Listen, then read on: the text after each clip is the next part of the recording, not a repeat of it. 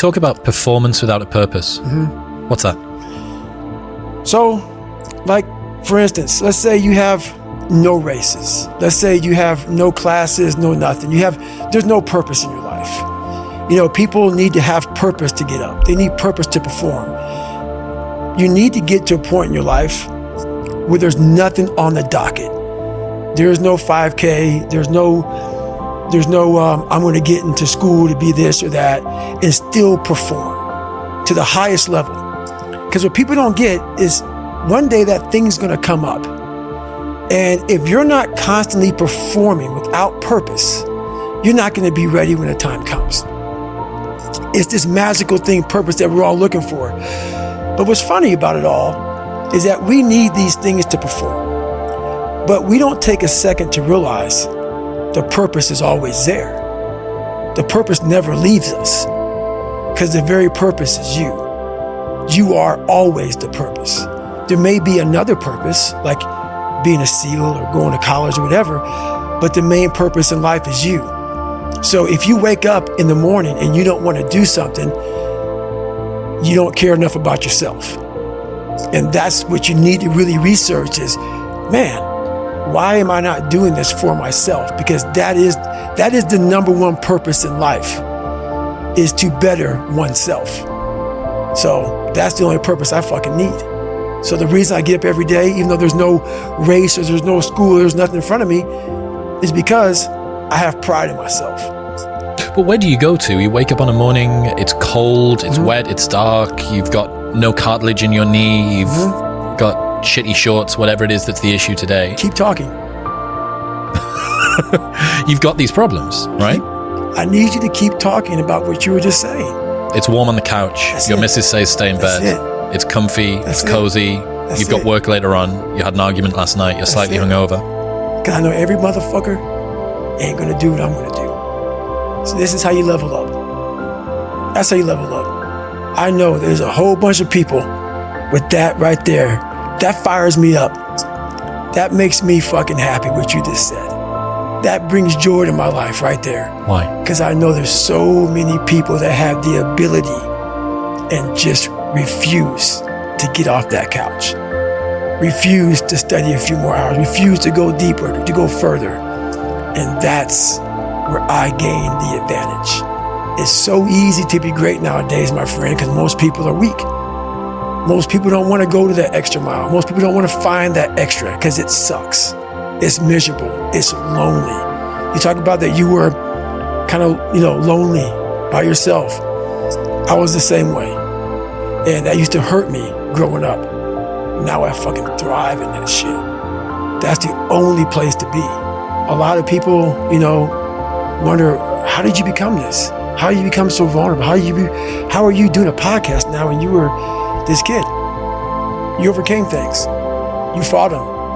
And now this is what happens. This is on the other side of overcoming. You become very, very powerful when you overcome yourself. All those things you once cowered from, you were afraid of, when you face them eye to eye every day, you now become a person who has a great podcast. Let's say that there's someone listening who resonates with what you're talking about. They've been through trauma, they've been through hard times, but they keep breaking promises to themselves and they're struggling to get off the couch and they're having a pity party. How can they stop feeling sorry for themselves? That's a difficult one because you have to want it. You have to want to be better. And it starts off with, you have to have pride in yourself. You have to have pride in yourself. You have to have, there's something about you, whether it's your last name, whether it's just the smallest thing, you have to be proud of yourself. And if you have no pride in yourself, I can't give it to you. Because you're always going to compromise. You're always going to fold. Always. I'm very proud of myself. That's why when people said, you know way you can do better than Can't Hurt Me. Roger that. We'll fucking see. It's that pride that wakes you up. Now I'm not talking about bad pride.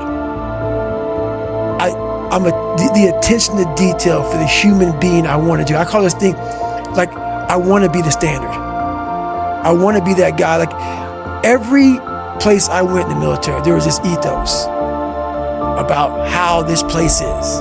how we're going to live, how we're going to represent ourselves. And I walked around and I saw that most people didn't live up to that ethos. Like if you go to whatever company, they have this mission statement on how we want to run our company. I made one for myself on how I want to be. And that is why if people can make up a mission statement, an ethos in which they want to live by, and every morning you wake up, you hold yourself accountable to that mission, not a company's, your own. Make up your own mission statement. What do you want to be in life? And once you do that, now you can work with somebody to get better. You can work with yourself to get better. But until you know what you want to stand for, you will always just be sitting down. You'll never stand for anything. That's Roger That. That is, for me, what Roger That means. Expect results. That's right. So fucking dope. That is it. That is it. And when you hear that from somebody who gets it, you know it because you can look in their eyes. You feel that energy, man. It connects immediately. They're out here to get a job done. Roger that. What does a morning look like for you at the moment? Have you got a routine of some kind? Yes, I run every single morning. So that's what time are you up? When are you waking up? I'm up about 5:30. So every morning starts with a run. And that's because that's the one thing I hate to do more than anything in the world. So that's like my cup of coffee. And I'm all about armoring yourself. So the second you leave your house, and the second you open your phone, the second you do any of that, you are now letting in poison and cancer.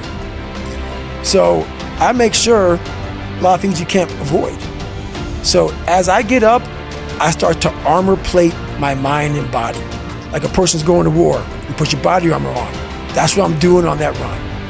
I'm waking up and I'm giving myself all this armor. So when I come out in the world, look at that phone, I'm ready. I'm not waking up late. I'm not rushing around. I'm not disorganized because I know I'm gonna get hit in the mouth. There's an art to getting hit in the mouth. And that is why these things are important. You have to wake up and you have to give yourself belief. You have to give yourself confidence. So it starts with that run.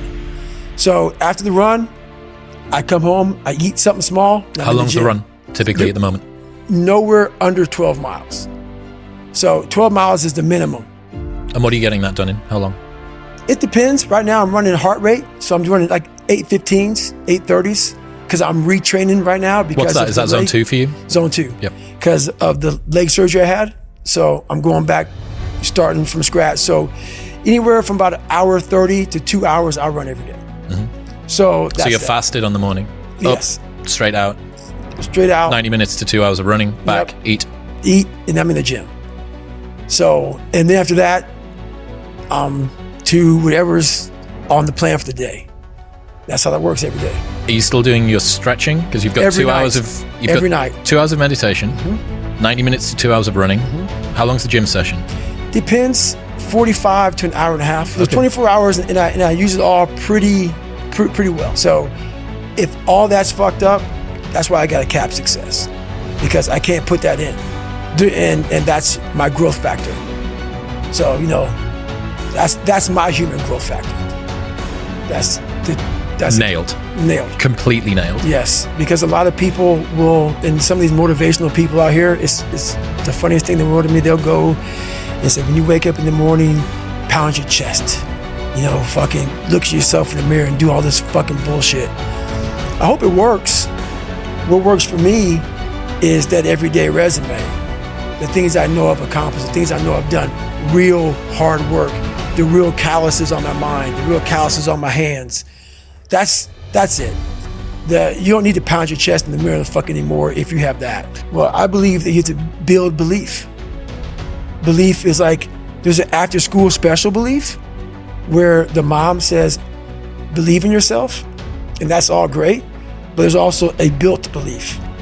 And the built belief is one where you are constantly, like for me, I came from a bad place. How I build belief is through the daunting tasks I put myself through. So that's proof positive that I can. So it correlates.